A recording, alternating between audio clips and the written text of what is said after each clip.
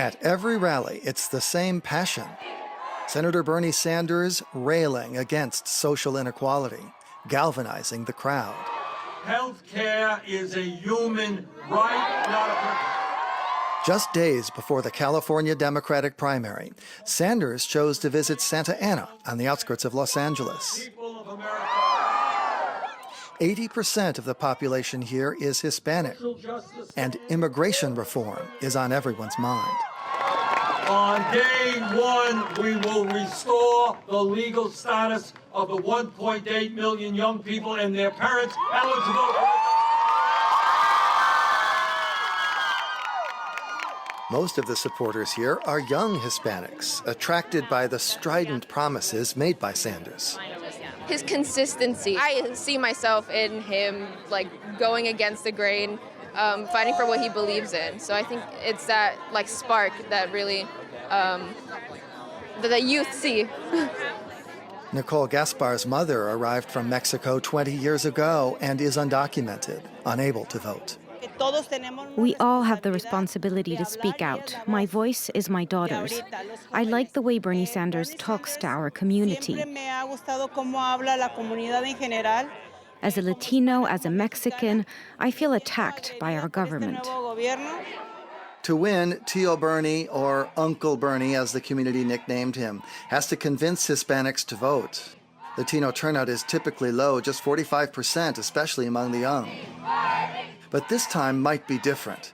President Donald Trump's policies have shocked this community.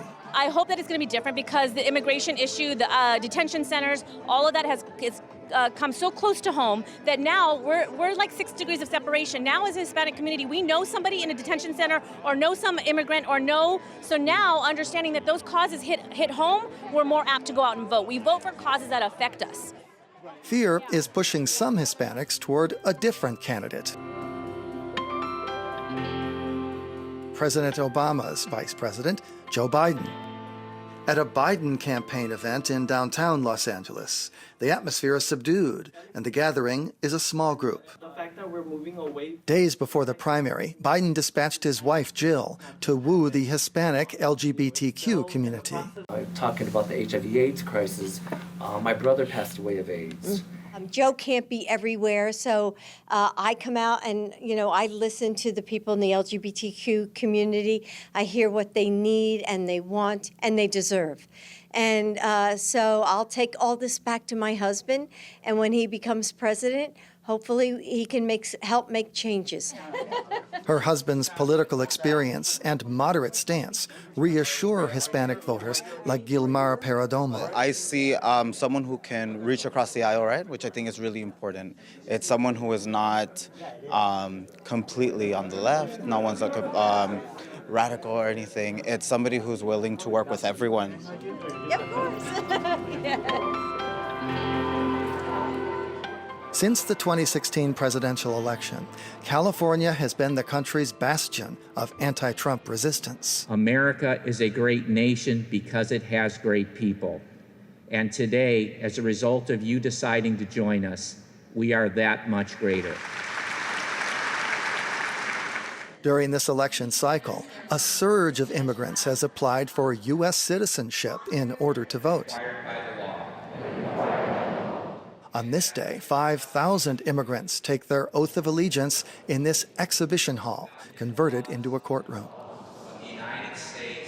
60% of newly naturalized citizens are Hispanic.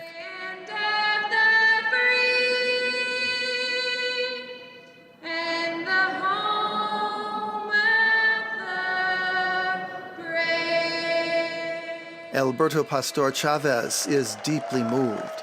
He just gave up his Guatemalan nationality to become American. I never thought I would achieve this. In this country, I have opportunities I would never get in mine. With the ceremony still underway, new citizens are already filling out voter registration forms. Because I want to vote to guarantee justice for everyone in this country. I want to vote for every person who cannot, who doesn't have a voice. In 2019, more than 800,000 immigrants became U.S. citizens, new voters for political parties to attract.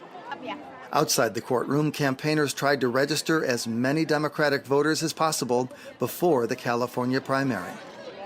So the question is, do you want to vote in next week's primary? Yes, I do. Statistically, Hispanics lean Democratic.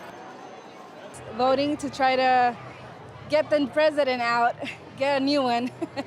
Many California Hispanics say they're overwhelmed by the number of Democratic candidates.